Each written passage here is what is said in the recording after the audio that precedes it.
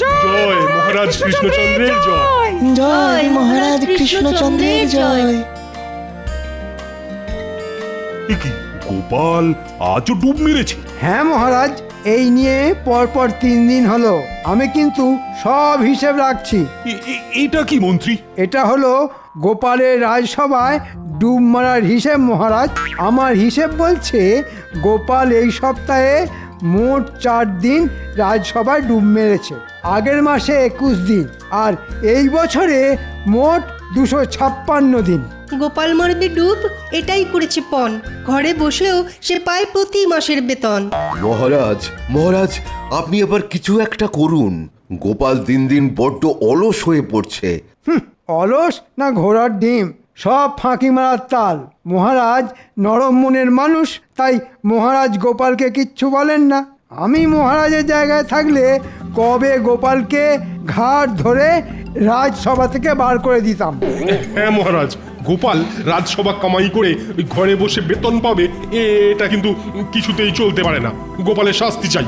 এই তো হুঁটা ঠিক জায়গা মতন দিয়েছি, এবার আগুন জ্বললো বলে। আচ্ছা আচ্ছা, আমি কথা দিচ্ছি, এবার আমি যে করেই হোক গোপালের আলসেমি দূর করেই ছাড়ব। গোপাল শাস্তি পাবে, পাবেই।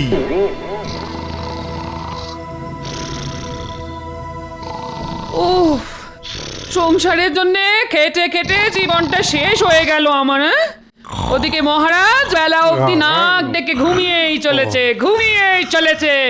এই বলি শুনতে পাচ্ছ? জানি তো এখন কোনো কথাই মহারাজের কানে যাবে না। আজ আমার একদিন কি তোমার একদিন। এই বলি তুমি উঠবে? অনেক হয়েছে আর নয়। আজ জম্মের মতন তোমার ঘুম বার করছি আমি।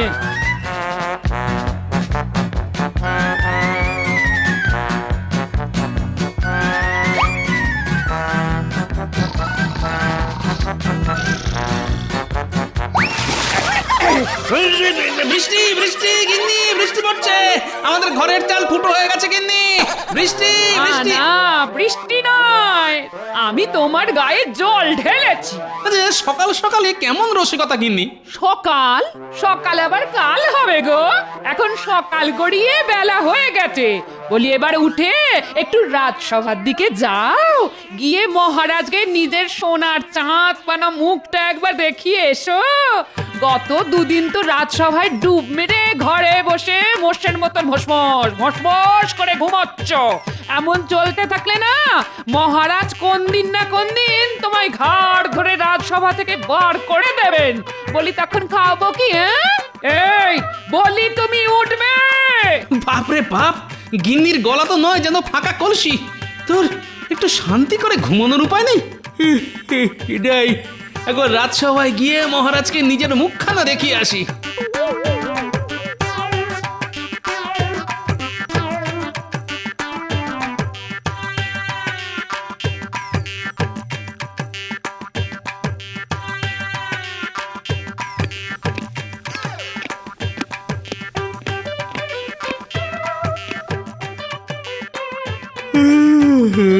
শুভ সকাল মহারাজ।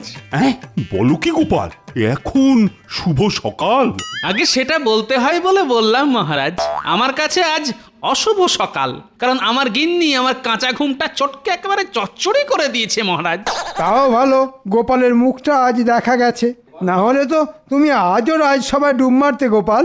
ও, আমার মুখটা না দেখলে বুঝি আপনার ভাত হজম হয় না মন্ত্রী মশাই?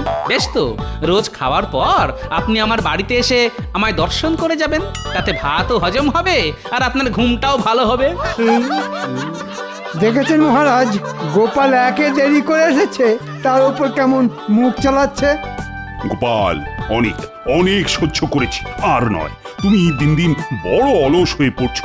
এইভাবে চলতে থাকলে কিন্তু আমি তোমাকে রাজসভা থেকে সারা জীবনের মতন বহিষ্কার করব। গোপাল, ওঠো গোপাল, মহারাজ তোমাকে কিছু বলছেন। মহারাজ, গোপাল কিছুই শুনছে না। গোপাল এখন ঘুমের দেশে। এই গোপাল, তুমি উঠবে? এই ওঠো, ওঠো বলছি, ওঠো। এবার আমি না পাগল হয়ে যাব।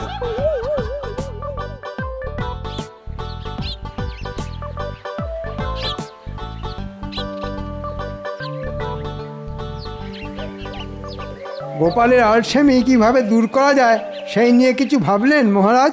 ভেবেছি মন্ত্রী, অনেক অনেক ভেবেছি। প্রণাম মহারাজ, আমাকে আমাকে ডেকে পাঠিয়েছেন।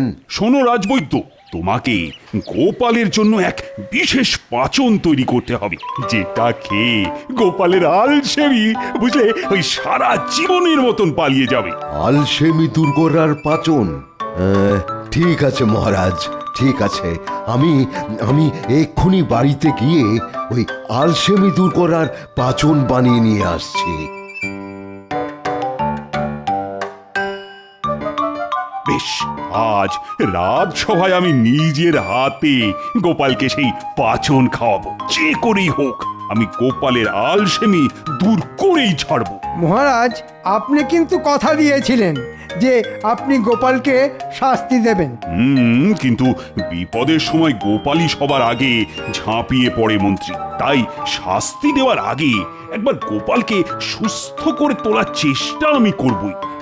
তাতেও কাজ না হলে তারপর আমি গোপালকে শাস্তি দেব।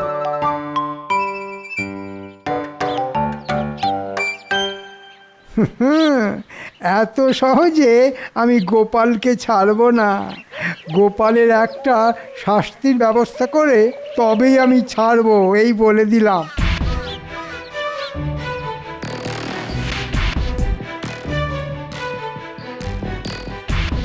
এই তো পেয়েছি। মালির কাজটা যদি গোপালকে দিয়ে করানো যায় তাহলে গোপালের আলসেমিও দূর হবে আর গোপালও শাস্তি পাবে। হ্যাঁ,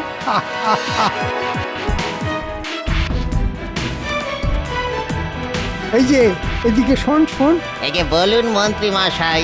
আজ থেকে আগামী 7 দিন তোমার ছুটি। মহারাজ বলে দিয়েছেন আগামী 7 দিন তোমাকে আর রাজবাড়িতে আসতে হবে না। হ্যাঁ, মহারাজ বলেছেন? কই, উনি তো কিছু। আমার কথা বিশ্বাস হচ্ছে না? বেশি কথা বললে মহারাজকে বলে তোমার সারা জীবনের ছুটির ব্যবস্থা করে দেবো, সেটা ভালো হবে? না না, এমন করবেন না মন্ত্রী মশাই, এমন করবেন না। তাহলে এখনই বাড়ি পালাও, পালাও। আর আগামী 7 দিন রাজবাড়ি মুখো হবে না, এই বলে দিলাম। আচ্ছা মন্ত্রী মশাই, আচ্ছা। মহারাজ, মহারাজ, এই পাঁচন গোপালের পেটে গেলেই গোপালের সব আলসেমি দূর হয়ে যাবে। কিন্তু গোপাল কোথায়? তার তো এখনো দেখা নেই। গোপাল আজও সময় মতন রাজসভায় এলো না। এই নিয়ে মোট 5 দিন হলো। আমি কিন্তু সব হিসেব রাখছি মহারাজ। প্রহরী, ও প্রহরী!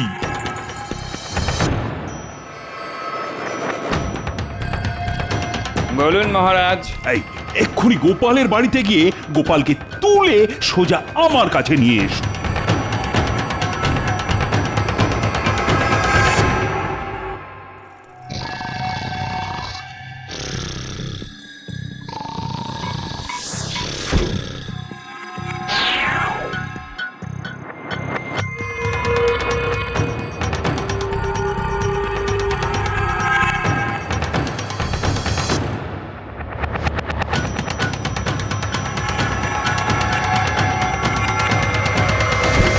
গোপাল, হাই গোপাল, ওঠো ওঠো বলছি। গোপাল, আমাকে আরেকটা ঘুমোতে দাও গিন্নি। চোখ খুলে গোপালের মাথায় পড়বে বাজ, যখন দেখবে সামনে দাঁড়িয়ে গিন্নি নয়, স্বয়ং মহারাজ।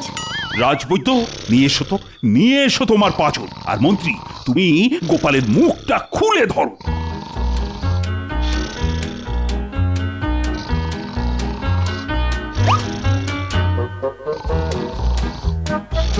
কি ঘুম রে বাবা! মহারাজ গোপালকে এক শিশি পাচন খাইয়ে দিল আর গোপালের কোনো হুঁশ নেই। হ্যাঁ, এবার গোপালের সব আলসেমি দূর হয়ে যাবে।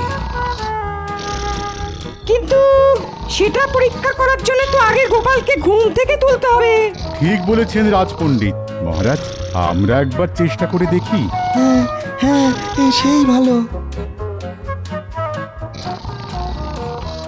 ও গোপাল, ওঠো গোপাল, ওঠো না, গোপাল, ওঠো বলছি। ওঠো গোপাল, ওঠো গোপাল, ওঠো। ওঠো বলছি। কি, আমি রাজসভায় এলাম কখন?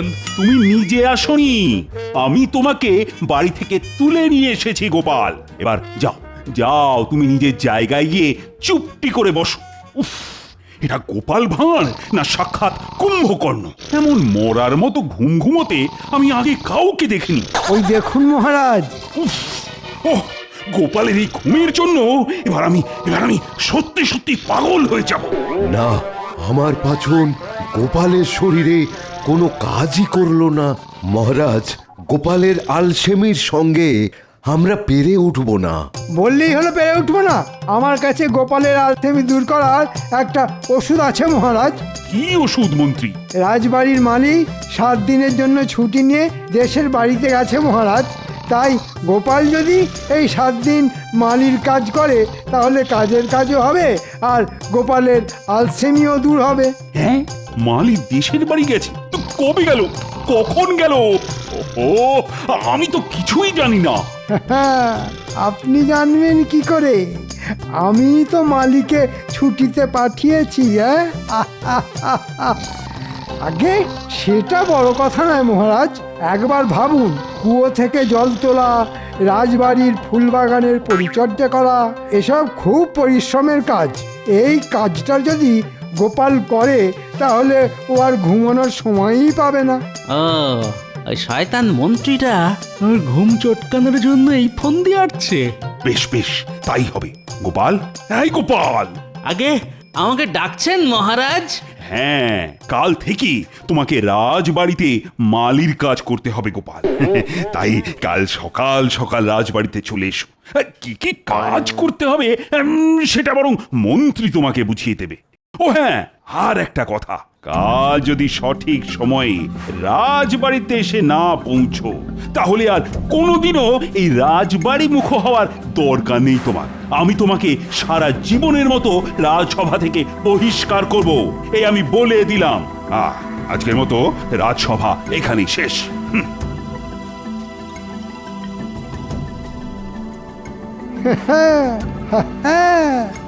এবার গোপাল তুমি পালাবে কোথায়?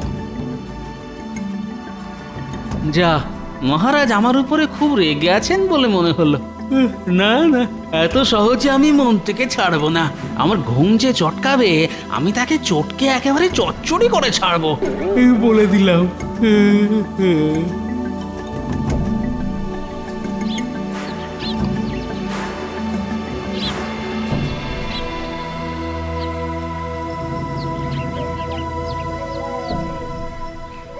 এই যে গোপাল, সঠিক সময়ে চলে এসেছে দেখছি। নাও এবার কাজ শুরু করো। কি করতে হবে সেইটা তো বলুন মন্ত্রী মশাই। প্রথমে তোমাকে ওই কুয়ো থেকে বালতি করে জল তুলতে হবে। তারপর রাজবাড়িতে যত গাছ আছে সব গাছের গোড়ায় জল দিতে হবে, একটা গাছও যাতে বাদ না যায়।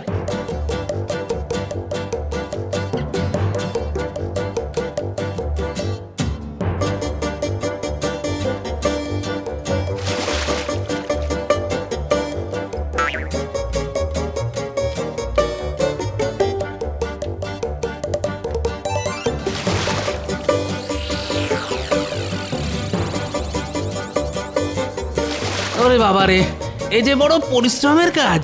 এদিকে আজ ঘুমটাও ঠিক মতো হয়নি, গায়ে একটু বল পাচ্ছি না। আজ গোপালকে এমন খাটাবো যে 1 হাত জিভ বেরিয়ে আসবে গোপালের।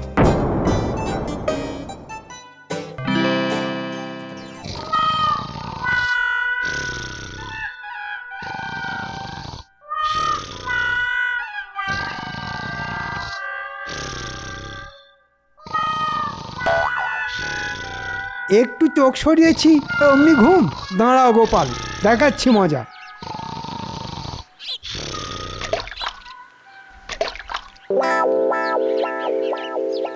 তাড়াতাড়ি হাত চালাও গোপাল, তাড়াতাড়ি হাত চালাও। আর শরীর চলছে না মন্ত্রী মশাই। একটু ঘুম। খবরদার নয় গোপাল, চোখ বন্ধ করলেই গায়ে জল ঢেলে দেবো, এই বলে দিলাম। না, মন্ত্রীটা বড্ড বার বেড়েছে দেখছি। ঠিক আছে, কালকের দিনটা আসতে দাও, আমিও দেখবো মন্ত্রী তুমি কি করে আমার ঘুমে বাধা দাও।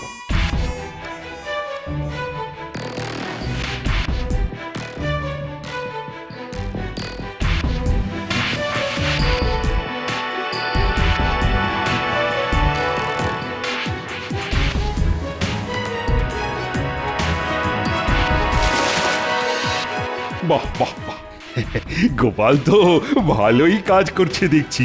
করবেই তো মহারাজ, আমি গোপালকে চোখে চোখে রেখেছি না, আমি কিছুতেই গোপালকে দু চোখের পাতা এক করতে দিচ্ছি না। এইভাবে টানা 7 দিন কাজ করতে পারলেই গোপালের সব আলসেমি একেবারে বেরিয়ে যাবে।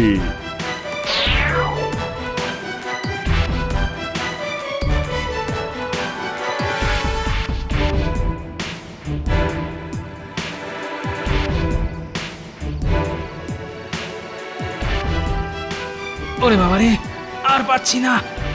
এ কি এ কি, তুমি উঠোনে শুয়ে ঘুমোবে নাকি? এই ওঠো ওঠো ওঠো। আর ওঠার শক্তি নেই গিন্নি। ওই শয়তান মন্ত্রী আর মহারাজ মিলে আমার আলসেমি দূর করার জন্য আমাকে পুরো গাধার মতন খাটিয়েছে আজ। যাক, এইবার যদি তোমার ঘুম কমে। গোপাল ঘুমোবে, কাল সারা দিন ঘুমোবে, ওই শয়তান মন্ত্রীর সামনেই ঘুমোবে, মন্ত্রী কিচ্ছু বলতে পারবে না।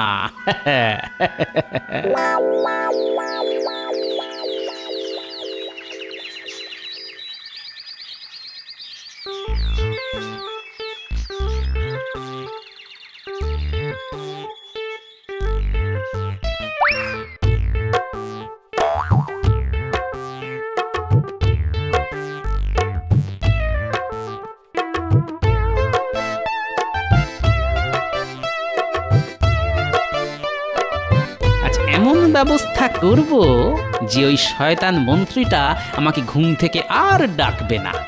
কাল একটুও ঘুম হয়নি, আজ থেকে নাক ডেকে ঘুমাবো আমি। এইবার জমবে খেলা।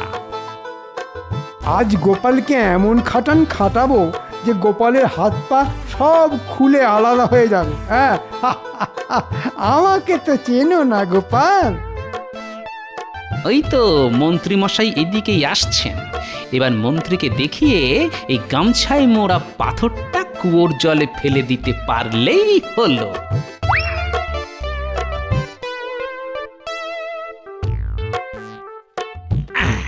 গোপাল ওটা কি ফেললো? ব্যাস, এবার আমি নিশ্চিন্ত। মহারাজের দেওয়া সব সোনা দানা আমি আমার গামছায় মুড়ে এই কুয়োর জলে ফেলে দিলাম। এবার চোর ডাকাতের হাত থেকে মুক্তি। যখন দরকার হবে তখন এসে বার করে নিয়ে যাব। যাই, এবার কাজ শুরু করি। ও, এই ব্যাপার। আমি যে সব দেখে নিলাম এটা গোপাল জানতেই পারেনি। কাজ করতে করতে গোপাল আজ আবার ঘুমিয়ে পড়বে, আর সেই ফাঁকে আমি তোমার সব সোনাদানা জল থেকে তুলে নেব গোপাল, বুঝেছ?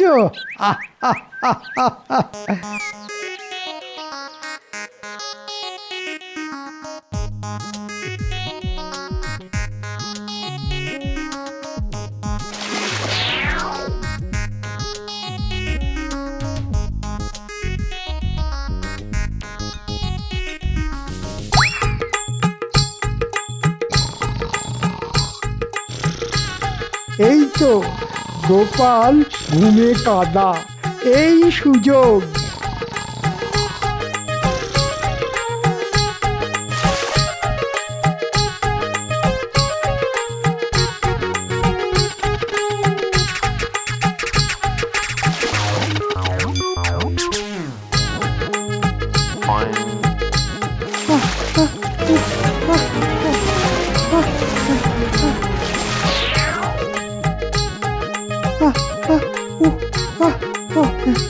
না না, হাল ছাড়লে হবে না, হাল ছাড়লে হবে না। না না না না, ঠিক আছে, আবার তুলি।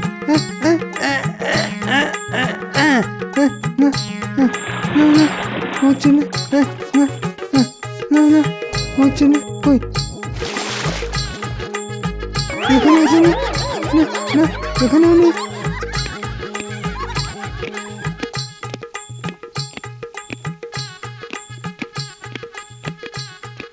যাই তো, গিয়ে একবার দেখে আসি গোপাল কেমন কাজ করছে।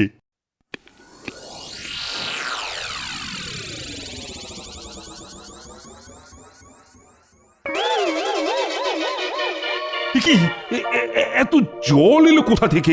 কৃষ্ণনগরে আবার বন্যা হলো নাকি? এই মরকট মন্ত্রী, আর কি কি করছো কি তুমি?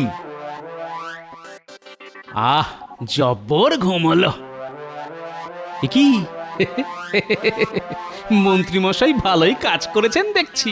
আর বলবেন না মহারাজ, কুয়োর মধ্যে আমার এক দামি জিনিস পড়ে গেছে, সেটাই তোলার চেষ্টা করছি। হ্যাঁ, মিথ্যে কথা মহারাজ, কুয়োর মধ্যে মন্ত্রী মশাইয়ের কিছুই পড়ে যায়নি, পড়েছে আমার গামছা, আর গামছায় বাঁধা সোনাদানা নয়, ছিল রাস্তার পাথর।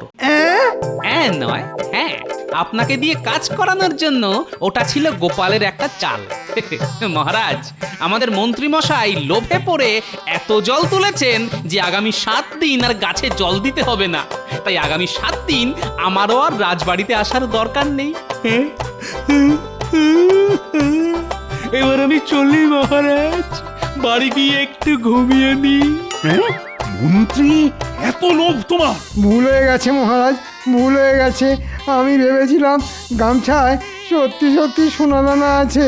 মরকট, আমি তোমাকে ছাড়বো না। তোমাকে জলে ডুবিয়ে মারবো, এ আমি বলে দিলাম।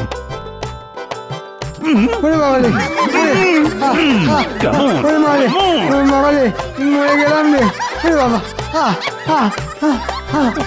গোপালের আলসেমি দূর করা আমার কাজ নয়। গোপাল, তোমার বুদ্ধির সামনে আমরা কেউ দাঁড়াতে পারবো না। তুমি হলে মহান।